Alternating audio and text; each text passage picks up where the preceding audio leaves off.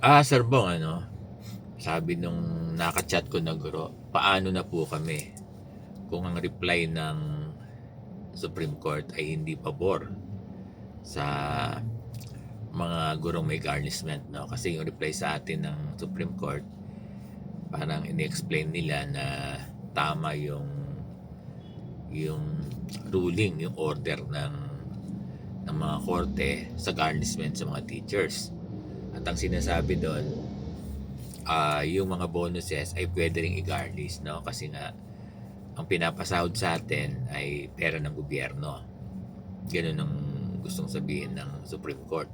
At may mga cases na talagang sinite ng 14 pages na nagbayad, kinuha din yung mga bonuses niya, no? Kaya both salary and other benefits talagang subject to garnishment. Ganun yung paliwanag ng Supreme Court. So, ang hinihiling sana natin, kahit paano, mayroong makuha yung guro.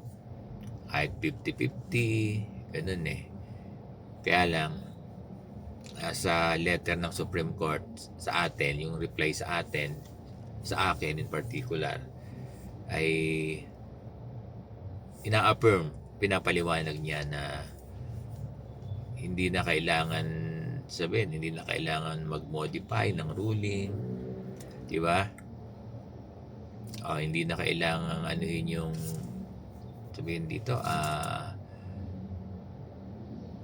sabihan yung mga korte, parang gano'n sinasabi. Tama yung ruling ng mga korte.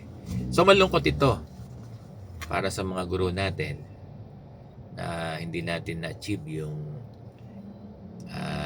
inaasam natin na kahit paano sana ay pagbigyan o magkaroon ng circular ang Supreme Court para sa land bank or para sa mga korte na i-consider na kahit paano ay maibigay sana kahit yung benepisyo lang or 50-50. Kaya lang imposible na, hindi na mangyayari yan kasi Supreme Court yan ganun yan, dear teachers. So nakakalungkot talaga, no? Ngayon sabi ng teacher na nakausap ko, naapektado sobra, naiiyak siya. Nung binabalita ko sa kanya, sabi niya para na raw siyang bibigay. Dahil sinasabi niya sobra-sobra na yung kinuha ng pinagkautangan niya, yung plaintiff, wala nang tinira sa kanya, napakarami na nang kinuha sa kanya, still hindi pa rin siya bayad. Ang kinuha lang naman niya nung nag-loan siya ay very minimal, tapos inabot ng 100,000. Hindi lang triple, no? Kaya nalulungkot siya. Ang sabi niya, Sir Bong, paano na po ako ngayon? Parang gusto ko nang bumitaw. Mahirap lang yun. Mahirap yun kasi alam ko may mga anak siya na nag-aaral na umaasa sa kanya. Paano kung bibitaw ka? Mahirap. Diba?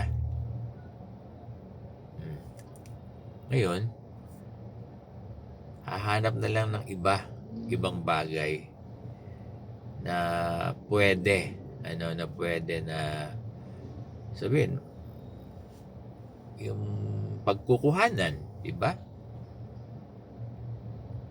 Ibang bagay para ma-provide yung pangangailangan ng pinansyal. Yun ang ibig sabihin ni Sir Bong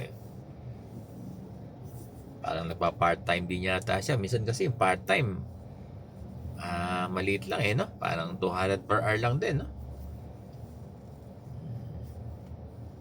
Yan yung malungkot. Kaya lang, sinasabi ni Sir Bong, huwag kang bibitaw. Mahirap yun. Kasi kapag bumitaw ka, kasi ang sinasabi niya, gusto na niyang huwag. Kasi mahirap yun. Paano pamilya mo? Dapat malampasan mo yan. Malampasan mo. Kung hindi man nagtagumpay dito sa hiling sa Supreme Court, magkakaroon ng ibang ibang way, ibang bagay na kung saan ito yung magiging kapalit. Hindi nga na-approve sa SC pero merong ibang bagay naman na nakapagbigay sa'yo ng ng resources, no? Yun ang ibig sabihin, Sir Bong. Kaya sabi niya, Sir Bong, paano na po kami? Yun ang mahirap, no? Kaya lang sana wag natin i-focus sa magiging ruling ng SC. Kasi sabi ko naman nun sa inyo, di ba? Hindi naman natin alam kung magiging pabor. Pero itatry natin, magtatry tayo. Kaya lang, nagsalita ng SC, no? Na talagang hindi pabor sa hinihiling natin. Ganun talaga. So, yung sinasabi mong gusto mo nang bumigay, huwag. Ang isipin mo rito, yung iyong mga anak. Diba?